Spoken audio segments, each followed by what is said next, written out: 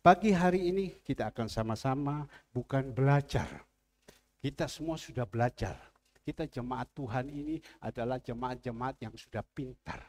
Kemarin Ivon berkata, Om, teman saya dari Kendari ada datang mau beribadah di tempat ini. Saya percaya mungkin ada teman dari Kendari yang datang, coba berdiri. Ya, mari. Ya, berapa orang? 1 orang saja ya. Oh, 2 orang. Yang satu juga mungkin berdiri. Ayo, 3 orang berdiri. Berikan berdiri. Ya, Tuhan Yesus memberkati. Saya percaya saudara Ivon bilang teman saya dari Kendari. Kalau temannya Ivon, mari Bu silakan duduk ya. Kalau temannya Ivon itu pasti bukan teman apa? Teman sekolah Alkitab. Betul Ivon ya? Atau teman pelayanan. Berarti ibu-ibu ini udah paham firman Tuhan dan pasti bukan sekedar paham saja tetapi melakukan dalam kebenaran ini. Jadi kita semua yang ada di sini bukan lagi belajar lagi, kita sudah mengerti dan kita mengajar. Ya.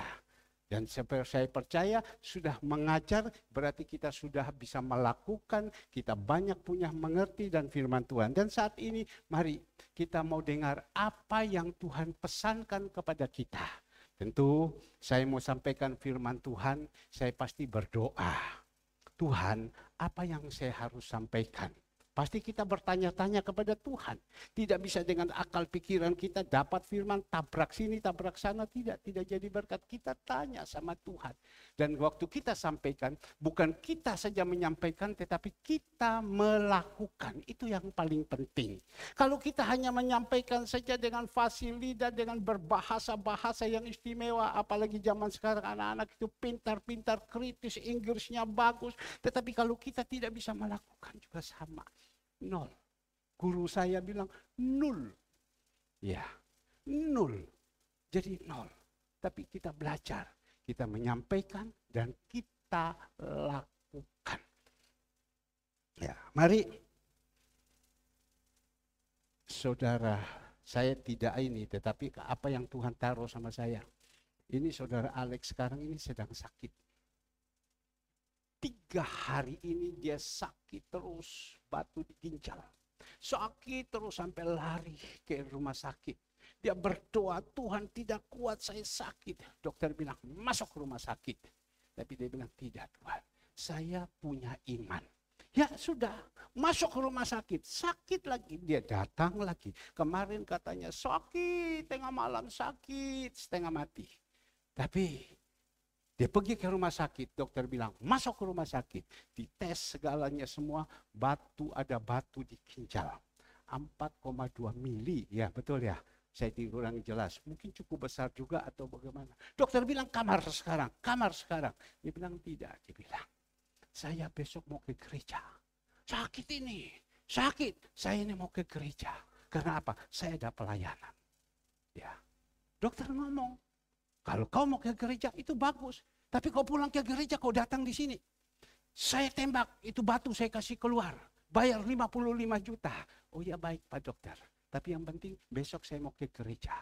Tadi pagi saya cek bagaimana keadaan kamu. Sakit Om. Tapi saya mau ke gereja. Saya mau melayani dulu. Saya percaya orang yang punya iman. Abraham punya iman. Ya, tidak ada dasar untuk dia bisa mempunyai keturunan atau punya anak. Tapi dia punya iman, dia jalankan. Kita lihat. Dan saya percaya, kalau kita punya iman, kita datang sekarang. Ada orang sedikit saja begini sudah tidak mau, sedikit sudah tidak bisa, tidak mau semua. Tetapi ini tidak, aku tetap datang. Aku sedang melayani. Mungkin sekarang lagi copot, tapi terus berdoa. Minta sama Tuhan. Ya, mari kita sama-sama belajar kebenaran firman. Saya ditaruhkan Tuhan di dalam Galatia 6, ayatnya yang pertama, kita boleh belajar. Galatia 6, ayatnya yang pertama, kita boleh baca, sampai dengan ayatnya yang 9. Boleh 10 sampai selesai. Semua sudah ya. Galatia 6, ayatnya yang pertama sampai dengan 10. Saling membantulah kamu. Sekali lagi, saling membantulah kamu. ini perintah Tuhan, bukan perintah saya. Tuhan memakai Rasul Paulus untuk berbicara kepada jemaat Galati. Supaya jemaat Galati saling membantulah kamu.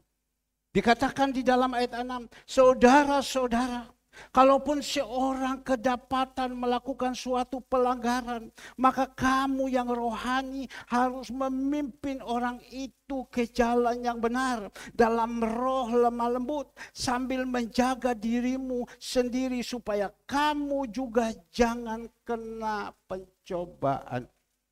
Bertolong-tolonglah menanggung bebanmu, demikian kamu memenuhi hukum Kristus. Ayatnya yang ketiga, sebab kalau seorang menyangka bahwa ia berarti, padahal ia sama sekali tidak berarti, ia menipu diri sendiri.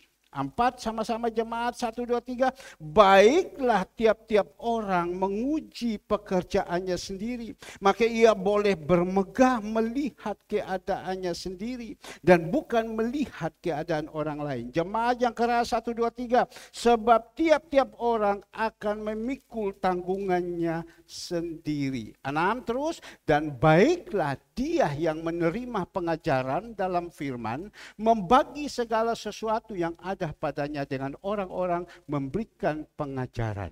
Ayatnya yang ke-7 kita melihat di sini, jangan sesat.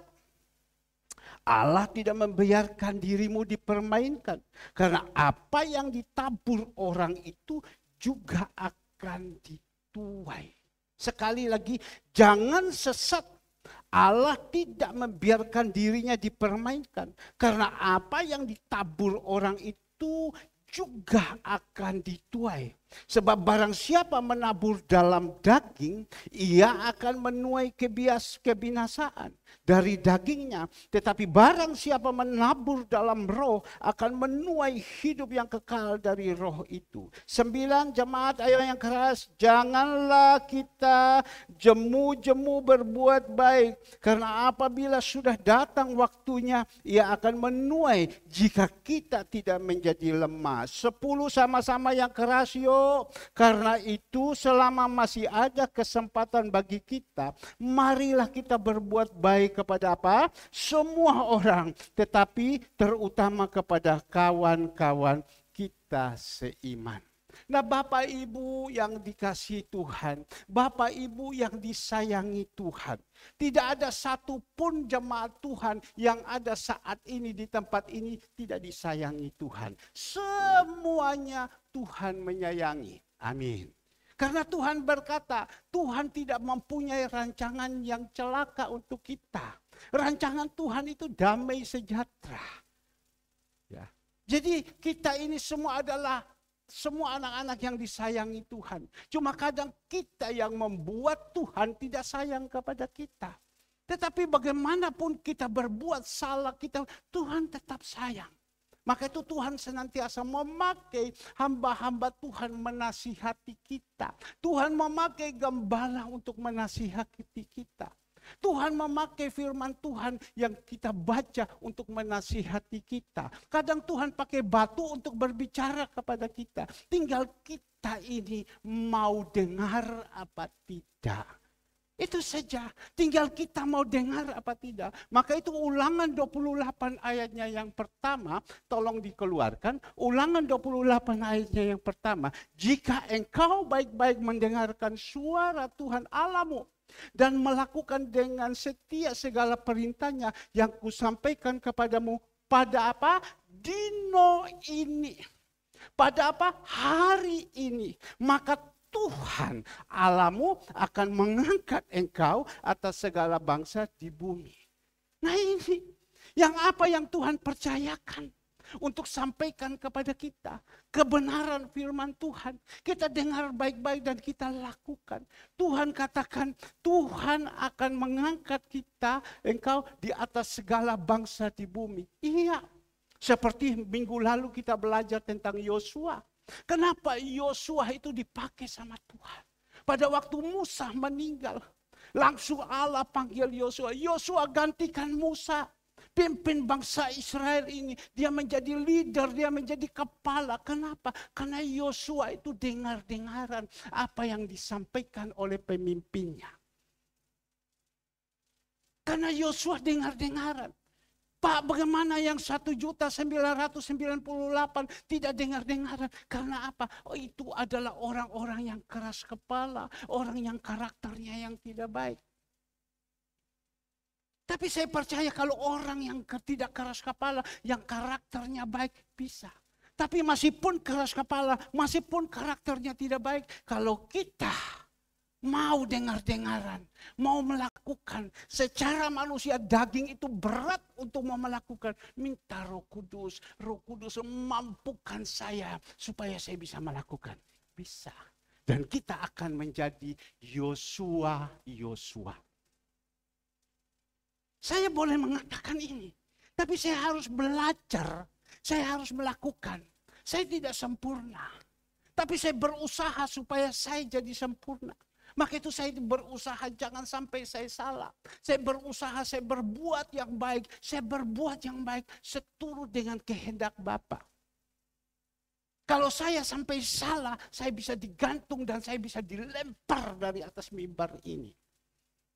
Maka itu saya berusaha jadi orang itu bijaksana. Saya berusaha jadi orang yang netral. Dan saya berusaha mana benar, mana tidak. Saya senantiasa untuk bisa menasihati. Saya tidak boleh jadi orang pilih kasih. Saya tidak boleh melihat orang-orang ini kaya, saya dekat. Orang ini miskin, saya jauh. No. Saya ini dari orang yang pertama ada di dalam pelayanan ini, saya ada di atas. Justru saya ada di atas, saya ditarik turun ke bawah. Engkau turun sekarang ke bawah. Jadi aku mulai pakai. Jadi saya tidak kaget. Lihat apapun saya tidak kaget. Karena memang hidup saya dari dulu Tuhan sudah bawa. Seperti begitulah. Kembali lagi firman Tuhan. Dikatakan di sini firman Tuhan apa yang dikatakan? Saling membantulah kamu. Ya. Hai pendeta-pendeta, hai Bapak Gembala ini, hai Pendeta Helman. Apakah hidupmu sudah satu sama lain saling membantu, menolong orang-orang yang lemah? Karena orang-orang yang lemah itu kalau dia berseru kepada Tuhan, kita tutup telinga kita berurusan sama Tuhan. Nanti satu kali saat waktu kau susah, kau berseru kepada Tuhan, juga Tuhan tidak dengar. Salinglah membantu. Teristimewa bukan hanya bantu uang. Bantu karakter-karakter ini. Yang kita lagi sedang rohani, kita bantulah mereka. Menolong mereka, tarik mereka dari kegelapan ini. Karena kalau mereka hidup ada di dalam kegelapan, mereka akan binasa. Jadi kita ini yang rohani Tuhan bilang, ya, tolonglah mereka. Berapa banyak orang saat ini sedang tersesat di luar. Berapa banyak orang saat ini sedang hidup penuh dengan kepahitan. Berapa banyak orang yang saat ini sudah tidak berdaya lagi. Otaknya penuh dikuasai dengan kuasa-kuasa kegelapan. Hidup kebencian, hidup kedagingan. Sehingga firman Tuhan mengatakan, kau tabur daging, kau tuai itu daging. Kau tabur roh, kau tuai itu roh. Saya sangat mengasihi anak-anak saya. Saya punya anak-anak semua yang ada di sini. Mereka bukan dari atas, mereka dari bawah. Tapi saya bimbing sama mereka, saya berusaha. Untuk apa? Menolong mereka. Bukan menolong dalam finansial. Ada juga yang menolong dalam finansial, ada. Bukan tidak ada. Saya dulu dalam keadaan Tuhan izinkan turun sama saya ke bawah, saya dalam keadaan susah. Saya waktu Tuhan turunkan kepada saya ke bawah, saya dalam keadaan susah. Tapi saya masih ingat, saya ada berkat, itu berbicara tentang menolong dalam finansial. Saya ada berkat, saya dengan istri saya. Ya, lari ke sekolah, cari orang tua. Ini uang ya, kamu bayar anakmu sekolah. Saya dalam kekurangan. Ini uang ya, kamu uang besar loh, bukan kecil. Saya melayani udah 20 sekian tahun. Ya. Anak-anak saya sekarang ini, mereka ini baru umur berapa? Waktu itu masih TK. Ini ya, uang ya, kasihkan ya. Anakmu sekolah ya. Bukan hanya itu saja. Terus menolong. Saya menolong, saya memberikan dalam kekurangan. Dalam kekurangan. Sedangkan anak saya juga. Bapak Ibu tahu, mau masuk sekolah TK saja, untuk bayar uang pangkal 750.000 saja tidak punya uang. Tetapi saya menolong kepada orang-orang ini. Maka itu Tuhan katakan, salinglah menolong, salinglah membantu. Saya berbicara ini. Apakah saya sudah bisa menjadi contoh? Saya bisa menjadi teladan? Berapa banyak orang berbicara, mereka tidak bisa menjadi contoh dan menjadi teladan? Mereka tidak menjadi pelaku, saya tidak menghakimi. Tetapi marilah, kalau kita mau menjadi seperti Yosua, jadilah contoh, jadilah teladan. Firman Tuhan dia katakan, di dalam ayat pertama, saudara-saudara, kalaupun seorang kedapatan melakukan suatu pelanggaran, maka kamu yang rohani harus memimpin orang itu ke jalan yang benar. Dalam roh lemah lembut sambil menjaga dirimu sendiri supaya kamu juga jangan kena pencobaan. Banyak saat ini orang-orang ya yang sudah keluar dari jalannya Tuhan. Padahal mereka ada di dalam gereja. Mereka juga dalam pelayanan. Tapi mereka sudah keluar dari jalannya Tuhan. Banyak zaman akhir zaman ini. Maka itu Tuhan bilang, kamu yang rohani. Ya, ayo datang kepada mereka, tangani mereka. Karena kalau mereka sudah keluar daripada jalannya Tuhan, boleh dipastikan mereka akan seperti bangsa Israel yang jumlahnya 1.998.000 yang mati binasa. Karena mereka sudah keluar daripada jalannya Tuhan. Kemarin saya berbicara dengan Pak Togas Sirait. Dia mengatakan, Pak, tanggal 20 saya berangkat ke Jakarta. Saya berangkat ke Jakarta, saya naik kereta api. Mungkin tanggal 3 saya sudah pulang. Saya katakan kepada dia, dan saya mau melihat orang tua ini umur 86, otaknya masih jalan dah. Masih ingat-ingatan dah. Saya katakan kepada beliau, Pak, Saudara Andre mengatakan, Bapak naik kereta itu, ya, yang bisa diskon 50%. Mari Pak, berusaha kalau bisa naik kereta yang baru dibuat oleh Jokowi ini. Dari Jakarta ke Bandung, biasanya 3,5 jam naik kereta, ini hanya bertempuh dengan 30 atau 40 menit. Bapak naik saja kereta itu, saya bilang. Dia langsung jawab, Pak, itu kereta baru hanya dari Jakarta ke Bandung. Surabaya belum, Pak. Baru direncanakan. Jalan loh otaknya. Jalan otaknya. Berarti belum pikun. Jalan otaknya. Coba kita bayangkan. Biasa orang kalau sudah mancing, iya Pak, gampang dikelabui. Maka itu kita Bapak Ibu yang dikasih Tuhan, jangan coba-coba kelabui kepada Bapak Togas Sirait. Dia sudah tua, dia berusaha, iman dia tumbuh terus berusaha. Dia sudah tua, dia jalan kaki, dia datang ke gereja. Tadi jam 6, jam 5 mungkin dia sudah jalan kaki. Dia berusaha olahraga.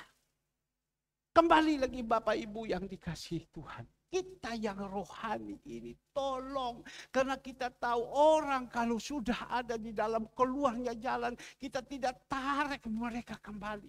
Atau kita tidak bisa tarik karena kekerasan hati. Kita berdoa, Tuhan tolong Tuhan. Supaya orang ini kembali Tuhan. Karena doa orang benar itu besar kuasanya. Sebab kalau tidak, dia tidak keluar, dia tidak kembali, dia akan binasa. Saya berbicara ini. Ada bukti. Ini sertifikat. 4 sertifikat. Ada bukti. Bukan tidak ada bukti Bapak Ibu. 4 sertifikat ini kurang lebih 15 miliar. Tapi ini semua udah jatuh mati. Sudah habis. Karena apa Bapak Ibu? Orang ini dulu cinta Tuhan, melayani Tuhan, sungguh-sungguh. Sekali lagi, orang ini Bapak Ibu cinta Tuhan, takut Tuhan, melayani Tuhan, sungguh-sungguh. Dengar baik-baik. Ini masih panas ini urusan. Dan saya sampaikan firman Tuhan ini saksi. Cinta Tuhan, sungguh-sungguh. Tapi karena apa? Karena dia keluar dari jalannya Tuhan. Dia benci dengan hamba Tuhan. Hati-hati loh orang-orang di sini yang benci-benci dengan hamba Tuhan. Hati-hati loh. Benci dengan hamba Tuhan. Maka itu hamba Tuhan juga jadilah contoh, jadilah terang. Kenapa dia bisa benci dengan hamba Tuhan? Dia kagum ini hamba Tuhan. Dia luar biasa. Hamba Tuhan ini begitu luar biasa. Apalagi hamba Tuhan ini punya bapa adalah orang yang betul-betul tulus sama Tuhan. Ya, kusut sama Tuhan. Namanya hamba-hamba Tuhan orang zaman dulu. Tapi satu saat hamba Tuhan ini jatuh dalam perselingkuhan. Dia jemaat sana.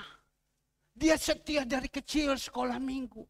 Jatuh melihat hamba Tuhan ini, khotbahnya bagus, jatuh di dalam perselingkuhan.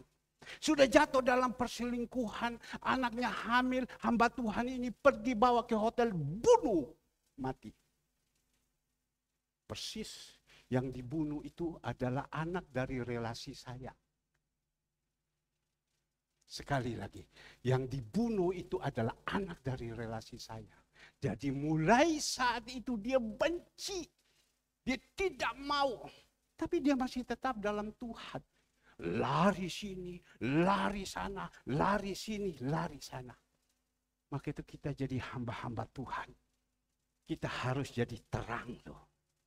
Bukan hanya kita bisa menyampaikan firman Tuhan. Seperti tadi saudara Catherine, waktu dia berbicara. Shalom, tangan ini ada pegang Alkitab. Ya, Bapak Ibu yang dikasih Tuhan, Amsal 3 ayat bla bla. Ya, kita harus jadi contoh. Kita jadi terang. Kita harus jadi contoh, kita harus jadi terang. Jangan kita jadi penyampai, orang melihat sama kita ini tidak benar. Orang jadi benci. Kalau dia melihat kepada kita dalam kebenaran, dia benci, ya sudah ada apa-apa. Tapi jangan sampai kita ini tidak menjadi contoh, tidak jadi teladan. Kita belajar dari Tuhan Yesus. Ya, Tuhan Yesus itu jadi teladan. Dia waktu itu dia dibaptis, melakukan kehendak Bapa di surga. Itu juga menjadi teladan. Kita harus jadi teladan. Sehingga waktu kita sampaikan, betul-betul orang bisa melihat. Tapi kalau banyak orang melihat karena kepahitan dan lain-lain segala semua, dia tidak melihat sisi baiknya. Dia timbul kepahitan, itu urusan dia. Tapi kalau kita jalan salah,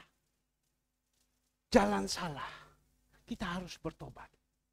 Saya peringatkan sama pelayan-pelayan Tuhan yang di gereja, kamu jadi contoh dong. Kamu harus jadi teladan. Kalau kamu tidak jadi contoh, kamu tidak jadi teladan. Orang lihat sama kamu bagaimana. Pada waktu kamu sampaikan, orang lihat. Jadilah contoh, jadilah teladan. Saya juga berbicara kepada dapur-dapur yang ada. Kalian senantiasa khotbah sampai kurang lebih sekian ratus orang dengar. Shalom, shalom. Jadilah contoh, jadilah teladan. Jangan sampai kita tidak jadi contoh, tidak jadi teladan. Orang berbicara itu bisa. Menyampaikan bisa. Yang penting punya otak, punya mulut, fasilitas lancar. Tapi bisakah dia melakukannya? Matius 23 ayat 2. Tuhan Yesus sendiri berkata, Matius 23 ayat 2. Ahli-ahli Taurat dari orang-orang Farisi telah menduduki kursi Musa. Terus, ayo. Sebab itu turutilah dan lakukanlah segala sesuatu yang mereka ajarkan kepadamu. Tetapi jangan kamu turuti apa? perbuatan-perbuatan mereka karena mereka mengajarkan tetapi tidak melakukannya. Turuti.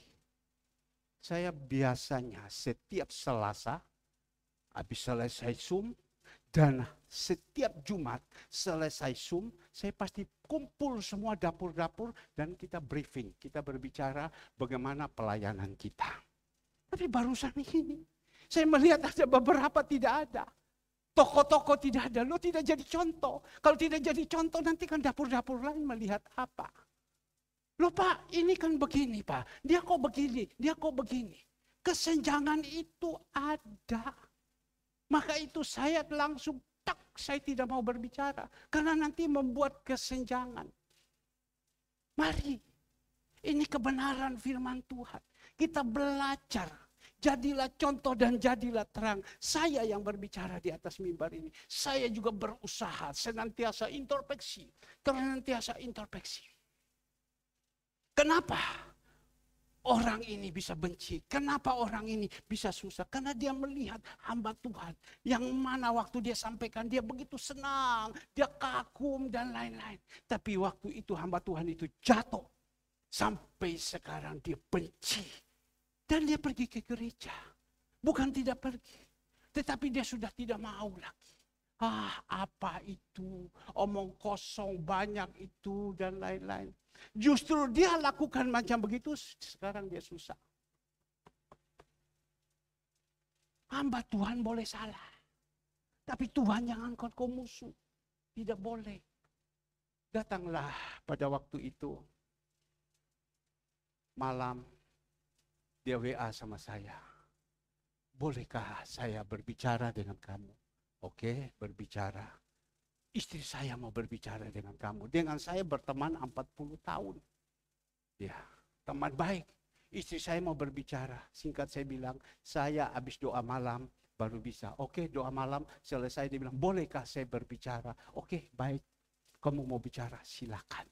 Ya, bicara bla bla bla 1 jam lebih. Saya berbicara dengan dia. Dia punya nomor telepon, dengan nomor telepon saya itu lain nomor. Tetapi saya yang telepon sama dia. Saya telepon 1 jam lebih, saya tidak tahu pulsa habis berapa. Tapi dapat apa? Untuk penginjilan. Singkat cerita dia katakan, saya boleh besok ketemu dengan Bapak. Oke, baik. Datanglah ketemu dengan saya. Berbicara dengan saya. Dan pada waktu itu berbicara. Ya, dia mulai cerita. Dulu istri saya kenal baik dengan dia. Dengan saya sama-sama. Kok heran. Dia mulai menceritakan. Ceritakan apa Bapak Ibu? Dia punya rumah sudah dia jual. Dia bilang kenapa Pak? Kami ini hidup irit Pak. Kami ini hidup irit Pak. Saya kalau makan itu hanya makan beli bakso 3. Saya makan 1 pagi, siang 1, sore 1 cukup dengan nasi. Irit Pak, perputaran uang itu setiap hari ratusan juta, tetapi irit, pelit. Maka itu ya, orang yang pelit itu Tuhan katakan tidak pernah berkelebihan. Orang yang suka menghambur-hambur di dalam kebenaran dan dia tidak pernah kekurangan. Dan pada waktu itu dia cerita, kenapa saya kok seperti macam begini? Kok tiap haus, sekian lama ini uang tambah habis, tambah habis, tambah habis. Ya, kamu kerja apa? Dia bukan judi, dia bukan pemabuk, dia bukan peminum, dia bukan apa. Dia adalah pengusaha yang real jalan, yang setiap hari itu uang cash flow itu datang toko. Tapi kita melihat, kenapa Pak? Uang saya ini kok habis, rumah habis, semua habis. Bahkan sekarang ini Pak, kami punya aset ini harus dijual. Kalau jual ini habis juga Pak. Saya hanya ngomong sama dia. Dan dia mulai cerita. Saya bilang, kau dosa. Mulai panggil istrinya dengan suami mulai ngomong. Waduh, istrinya bilang, lihat ini suami saya kayak gini. Wah. Kamu datang sini bukan untuk berkelahi. Ya, kamu datang sini bagaimana? Mencari solusi.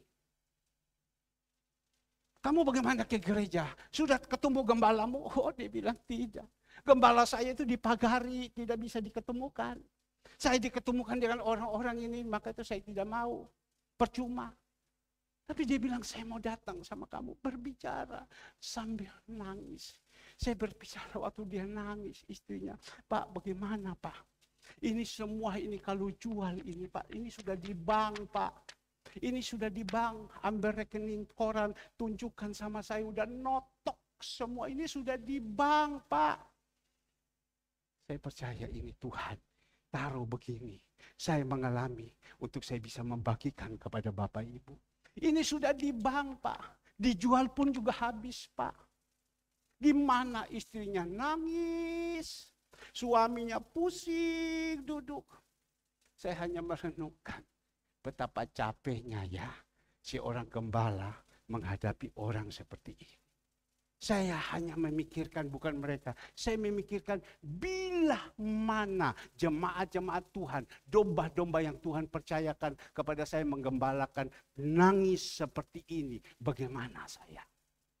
Ini loh yang saya berpikir. Karena apa? Ada kesalahan. Karena apa? Karena ada kesalahan, kepahitan, kebencian. Maka itu tadi saya katakan, hamba-hamba Tuhan, jadilah contoh, jadilah teladan. Pelayan-pelayan Tuhan harus jadi contoh, jadi teladan. Bukan hanya seperti begitu, sehingga membuat orang itu kita bertanggung jawab juga.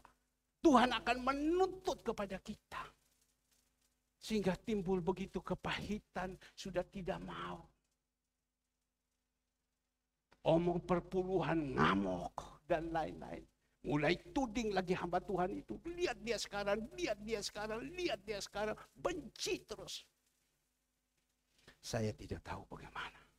Tetapi Tuhan bilang bertolong-tolonglah. Buatlah yang baik bagaimana.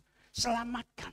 Sebelum rohnya dia yang sedang kepahitan transfer kepada kamu, kamu harus juga jaga. Kamu harus pagari. Singkat cerita, banyak saya menasihati dia, saya doakan dia, saya memberikan arahan kepada dia, bla bla segala semua.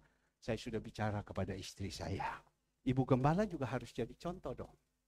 Cian, dia datang, kamu buatkan makanan yang enak kasih sama dia. Sekali lagi, Cian, dia datang. Suami istri, kamu buatkan makanan yang enak kasih sama dia. Karena dia hanya makan satu pagi, makan bakso. Siang makan bakso, malam makan bakso. Wes makan. Karena irit. Saya bilang kau irit, ini tidak pernah kau berkelebihan. Ingat dulu jemaat kita ada satu, irit setengah mati. Dia tidak pernah berkelebihan, akhirnya habis juga. Bikin. Istri saya mulai bikin ikan kerapu. Bukan ikan kerapu yang ada dari Surabaya. Ikan kerapu yang dari Dobo. Itu ikan itu luar biasa. Sekarang saya kalau mau itu tinggal saya telepon toh, datang itu ikan. Karena pengusahanya, penangkapnya, eksportirnya itu teman saya. Tinggal datang saja. Kirim datang. Ikan kerapu yang merah punya, yang hitam punya. Kasih dia makan. Apalagi sayur asin dibikin cair, kasih dia makan. Ayam yang dibikin sama ibu gembala, habis itu udang dari Ambon punya, dibikin kasih dia makan. Saya bilang kamu makan. Habiskan. Habiskan. Saya tabur. Saya tabur. Nanti yang tua siapa? Jemaat-jemaat ini. Karena saya bapak. Saya tabur. Nanti yang tua siapa? Anak-anak saya. Yang tua siapa? Mantu cucu. Yang tua saya tabur. Kasih makan. Makan. Dia makan.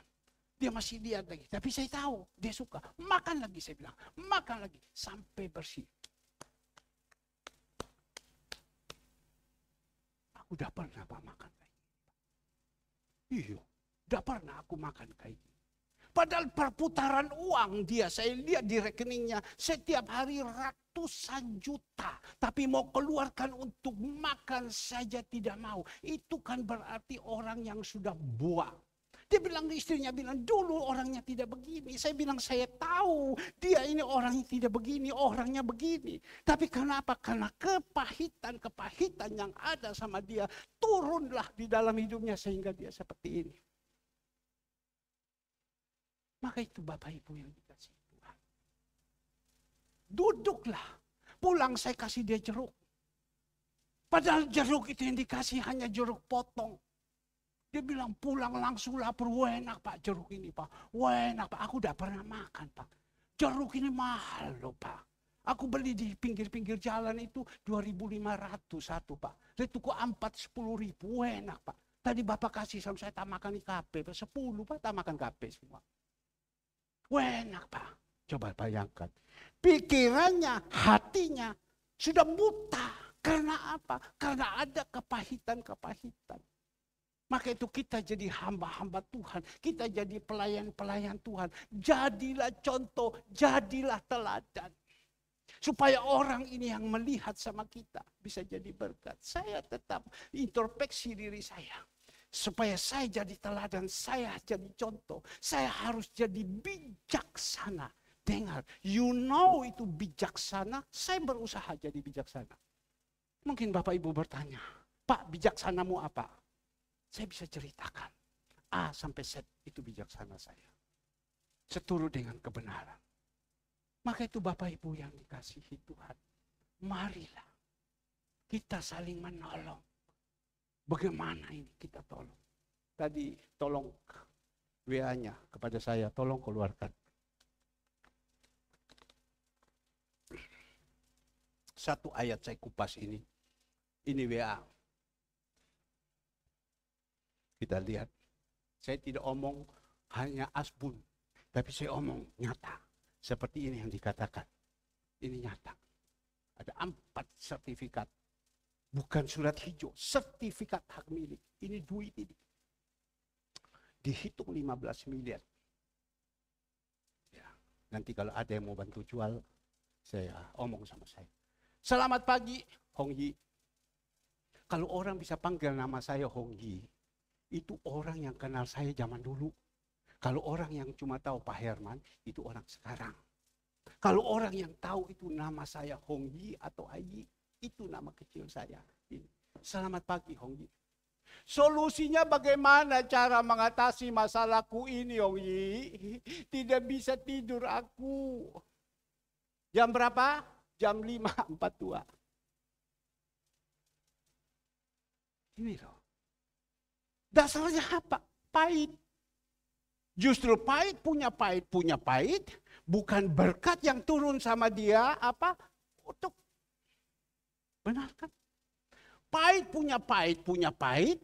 Dengan hamba Tuhan salah. Maka itu hamba Tuhan jangan berbuat salah juga. Kasihan, kalau orang yang rohani tidak bagus, dia pasti pahit. Tapi kalau orang yang rohani baik, dia sudah tidak mungkin dia pahit. Dia berpikir, oh itu hamba Tuhan salah, urusan dia sama Tuhan. Saya datang cari Tuhan. Ya. Ya memang kalau si orang gembala, dia harus jadi contoh. Ada gembala agung, ada gembala yang di dunia ini. Kita harus jadi contoh. Tapi di sini dia katakan, aku udah kuat, aku udah bisa tidur. Bayangkan semalam malam aku tidak bisa tidur. Sengsara apa tidak? Karena pikirannya mumet. Ada di sini yang tidak bisa tidur? Ada di sini yang tidak bisa tidur? Karena dosa. Tobat. Di depan ada tubuh dan darah Yesus. Mumet ini. Apa yang saya jawab? Bertobat dan datang cari Tuhan. Saya hanya ngomong.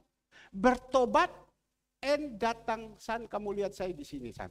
Saya ini masih ganteng kan. Ayo lihat saya di sini, San. Ya. Bertobat and datang cari Tuhan. Ini. Bertobat and datang cari Tuhan. Dia tidak digembalakan.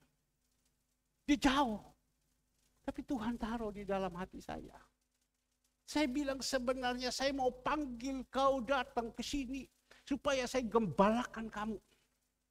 Karena ada orang yang tidak digembalakan, kau tahu orang tidak digembalakan, engkau juga bawa dia gembalakan masuk di dalam kawanan anak domba Allah. Bapak Toga Sirait senantiasa berbicara.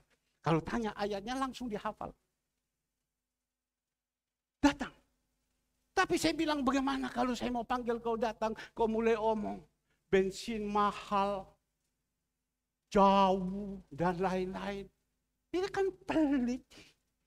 Roh ini yang perlu dihancurkan. Matius 6 ayat 33. Carilah dahulu kerajaan Allah dan kebenaran, maka semuanya akan ditambahkan. Ini loh Bapak Ibu, yang saya melihat seperti ini. Ini ayat ajarkan kita untuk supaya kita belajar. Ada yang tidak benar, ada yang sudah melanggar. Kita yang rohani, kita berusaha menarik mereka. Seperti pagi hari ini saya dari mimbar, saya berbicara kepada Bapak Ibu, ayo kembali yang benar. Seperti tadi, duduk, tunduk kepala saja begitu. Ayo, itu maksudnya. Ayo kembali, ayo kembali. Seperti yang dulu. Kembali. Kalau tidak seperti ini. Pak, bagaimana Pak? Kalau sudah jual ini Pak. Saya tinggal di mana Pak? Rumah sudah tidak ada Pak. Aku jual ini, utang masih banyak. Loh kamu boros tak? Kamu penjudi? Tidak Pak, aku irit. Jadi duitnya lari kemana? Aku bingung Pak. Duitnya ini kok bisa lari kemana? Kok rasanya seperti ada pundi-pundi yang bocor. Bukan seperti janda Sarfat. Dia melakukan itu pundi-pundi yang kosong. Diisi terus.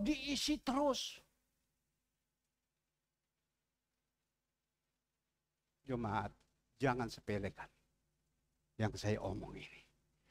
Camkan baik-baik. Ya, jangan sepelekan. Dengar baik-baik.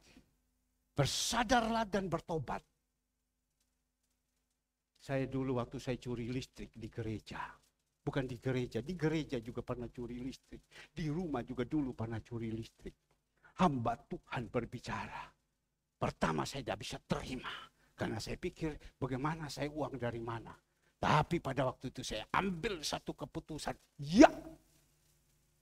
Bukan saya tahan terus dengan keras. Saya benci dengan hamba Tuhan itu. Bapak Ibu yang dikasih Tuhan. Orang yang disuruh berdiri di sini. Dia adalah utusan Allah.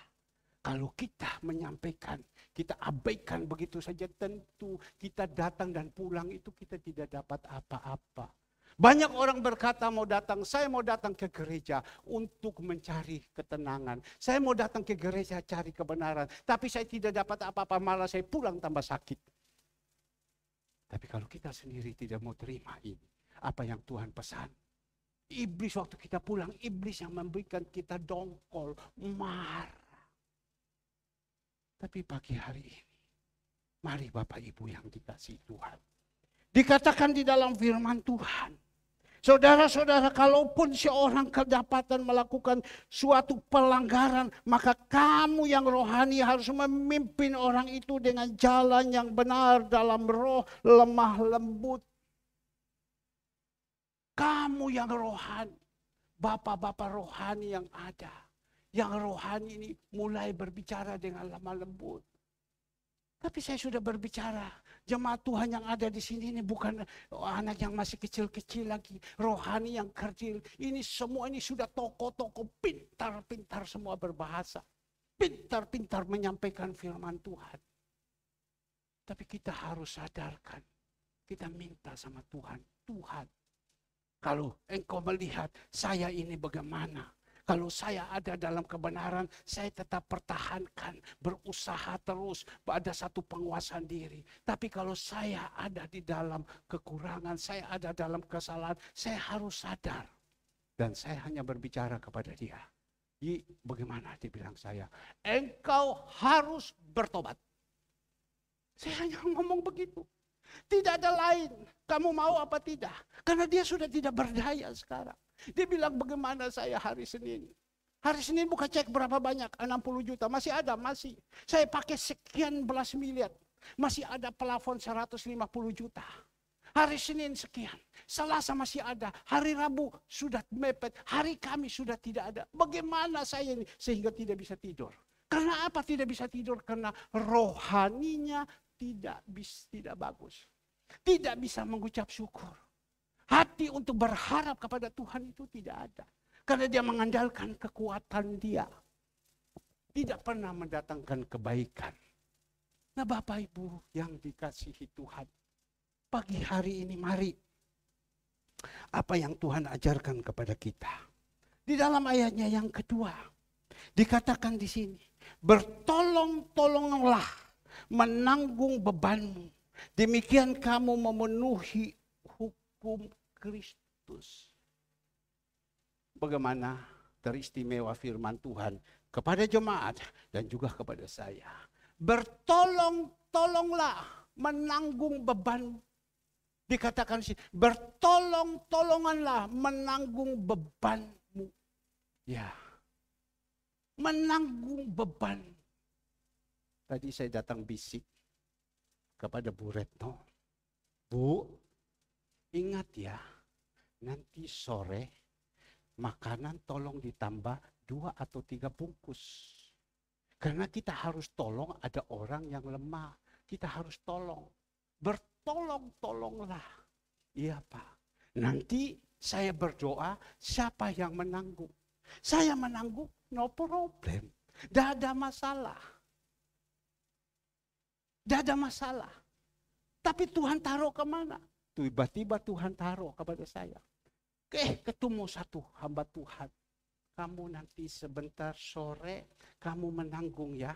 Makanan ini kita akan berikan kepada orang ini. Kamu tanggung ya. Iya Pak. Bertolong-tolonglah. Orang kalau sudah mengikuti Tuhan, pasti punya kasih. Benar kan?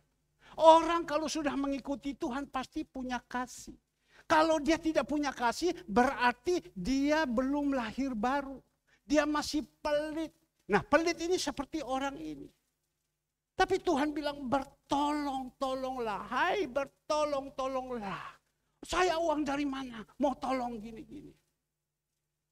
Apa yang kau katakan tidak ada, ya tidak ada.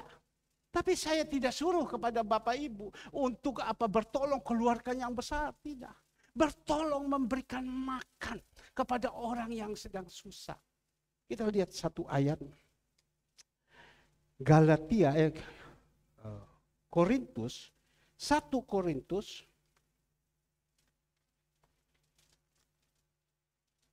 1 Korintus ayat 2 Korintus 9 ayat 9.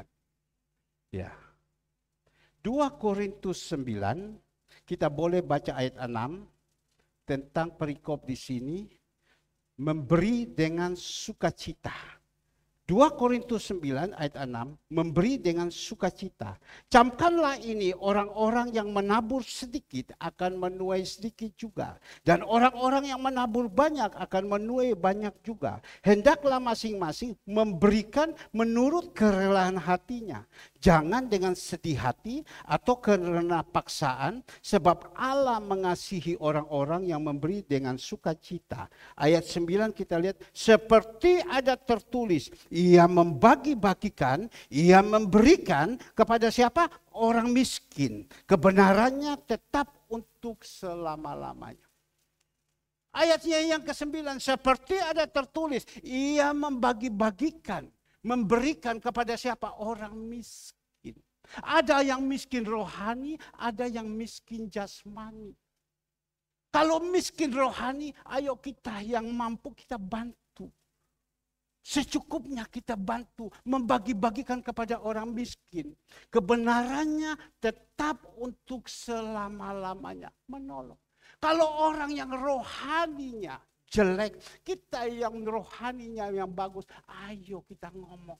Seperti yang pagi hari ini saya berbicara. Dan saya berbicara langsung ditangkap dengan tubuh dan darah Yesus. Percaya kalau kita terima, kita dipulihkan kembali. Enak loh. Orang itu kalau hidup dipulihkan kembali. Tapi orang itu kalau hidup di dalam satu kepahitan. Seperti orang ini hidup berkepahitan. Selama-lamanya kepahitan tidak mendatangkan kebaikan dalam hidupnya. Apa yang dia kepahitan kepada hamba Tuhan. Meskipun hamba Tuhan itu sudah jatuh. Dia kepahitan dan kepahitan. Iblis kuasai pikirannya. Iblis kuasai hatinya. Jadinya apa? Harta yang setinggi gunung. Berat sampai habis semua. Sehingga tadi pagi dia mengatakan, saya tidak bisa tidur. Bagaimana? Orang kalau tidak bisa tidur, ya karena mabok, karena apa itu. Tapi kalau tidak bisa tidur, karena kepikiran hutang-hutang ini. Waduh. Kemarin saya ditelepon oleh seseorang. Dia menceritakan panjang lebar sama saya. Pak, dia bilang, dengar baik-baik. Anak saya, Pak. Karena sebelum itu, saya ini ada cari itu apel rembuti. Habis, tidak ada. Saya telepon sini, telepon sana, tidak ada. Lari ke hoki, tidak ada. Tapi pada waktu itu, jam 12 malam, saya tiba-tiba diingatkan orang ini. Oh, orang ini dia ada. Saya coba kontak, ada saya pagi gini. Langsung oke, besok pagi saya kirim ya. Besok pagi-pagi dia sudah kirim. Kirim setengah dos sama saya. Saya minta coba di Batu, tidak ada. Pak, kosong semua, tidak ada. Waduh, gimana saya harus konsumsi ini? Ya, tapi Tuhan itu, kalau kita ada dalam kebenaran, dia akan memberikan jalan keluar orang. Tapi waktu orang itu sudah kirim, dia cerita sama saya, dengar baik-baik. Pak, tadi malam suami saya marah setengah mati. Kenapa bisa marah? Anak saya dibilang, Pak, saya sudah omong sama dia, umur kurang lebih 29 tahun. Saya sudah omong sama dia, dengar baik-baik. Ya. Saya sudah omong sama dia, Nyok, ini jam 10, kamu mau kemana? Wes sudahlah, jam 10 di rumah saja. Dia bilang, Ma, aku mau pergi jam 12 saya pulang, Ma. Ya wes sudah, jam 12 pulang. Ini anak orang kaya. Maka itu anak-anak orang kaya jangan kita pikir itu enak. Mereka itu udah dibutakan dengan uang semua. Kalau dasarnya tidak kuat, hati pegang uang, dibutakan jadi dosa. Rusak. Dia pergi. Dia punya mama cerita sama saya 1 jam lebih. Sambil nangis. Dia bilang apa sewaktu saya omong sama dia. Dia sampai jam 12, Mama tunggu kamu ya. Ada Mama, tunggu. Ya Ma, tunggu. Singkat cerita, anak Tuhan. Bukan tidak anak Tuhan. Anak Tuhan. Tapi belum lahir baru. Hatinya, pikirannya masih dikacau dengan duit, dengan dunia. Saya tunggu jam 12 kalau dia belum pulang. Jam 1 kalau dia belum pulang. Namanya Mama. Kalau anak belum pulang itu dia.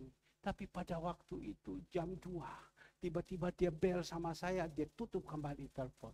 Waktu dia bel sama saya, dia tutup kembali telepon. Ya saya pikir ya sudah, berarti dia sudah pulang. Waktu itu dia bilang, dia tidak ini. Dia bel sama satpam. Berarti orang kaya. Punya rumah, ada satpam. Dan pada waktu itu jam 2 malam dia masuk. Dia masuk di situ, rumahnya parkir mobil itu ada basement. Basement itu turun ke bawah. Orang parkir mobil itu di pinggir jalan, embong cari pohon dingin-dingin supaya kasih niup. Ini rumahnya di basement masuk. Masuklah di dalam. Ternyata waktu masuk, dia 1 malam dia tidak bisa tidur, sakit, dia punya badan semua. Tiba-tiba dia bilang, pagi-pagi teman suami saya mau cari barang di basement. Dia datang cari barang di basement, ternyata tidak ada. Tapi teman suami saya itu melihat, saya juga tidak tahu. Melihat mobil BMW yang baru seri 7, udah tahu duitnya berapa, udah remak dihantam trotoar.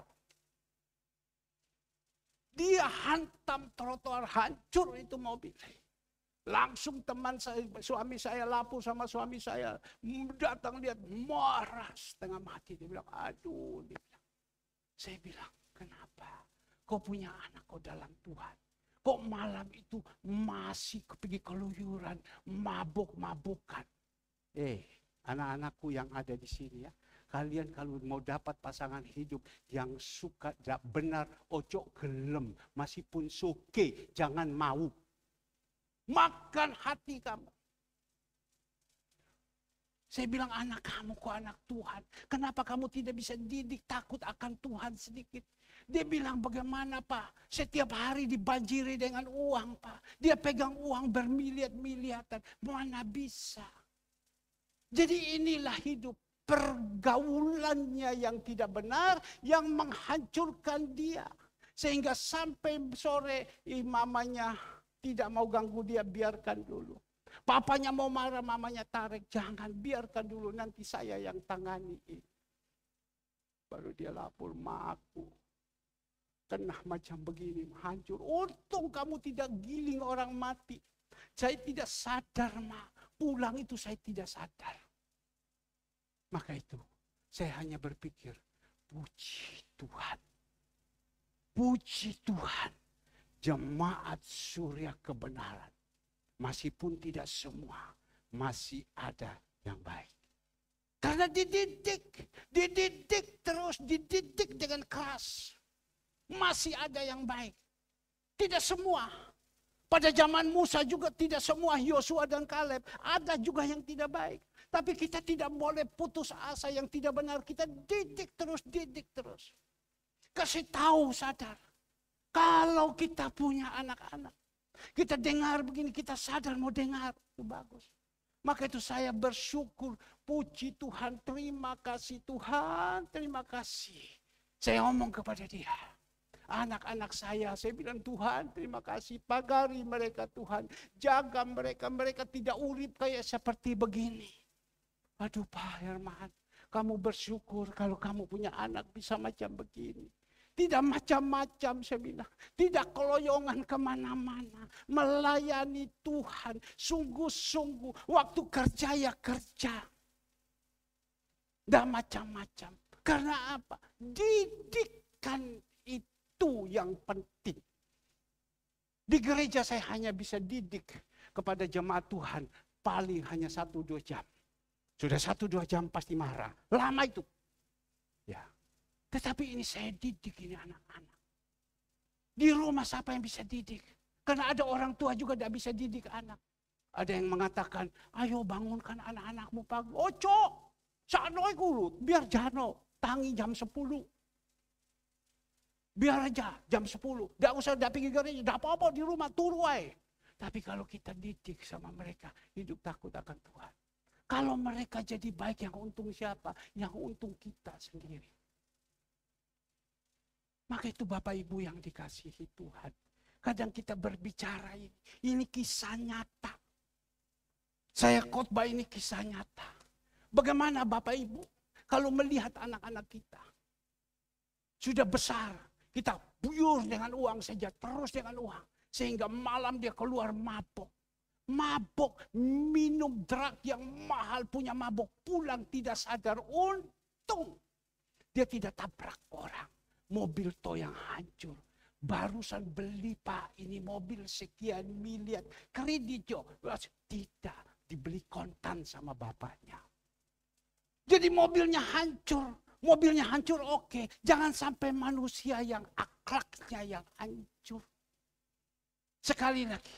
Mobil hancur tidak apa-apa. Harta habis tidak apa-apa. Tapi jangan sampai akhlaknya yang hancur. Kalau akhlak ini sudah hancur gimana? Saya tetap didik anak-anak saya. Saya tetap didik. Setiap pagi 4:30. Saya sudah bangunkan anak saya. Eng jus. Ngerti eng jus? Setiap pagi dia harus jus minuman saya.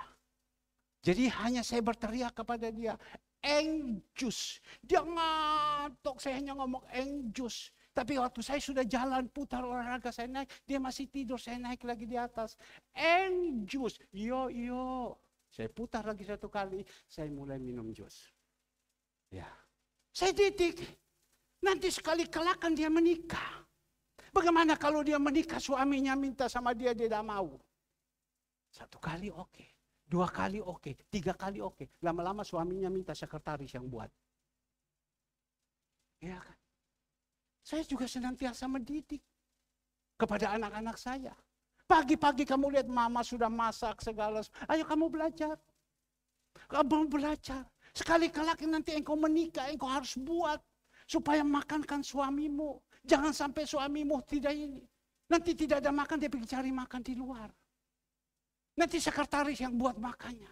Habis kamu mau nangis apa? Saya didik. Mohon maaf, saya bukan puji, tetapi tolong kalau saya omong, jangan tinggi kepala. Saya melihat ada di antara anak muda. Ya, mereka dapat tugas setiap hari di dapur masak. dapat tugas, kamu kerja ini hari panti asuhan 3. Oke. Kamu kerja ini, oke. Pagi-pagi 4:30 dia sudah masuk dapur.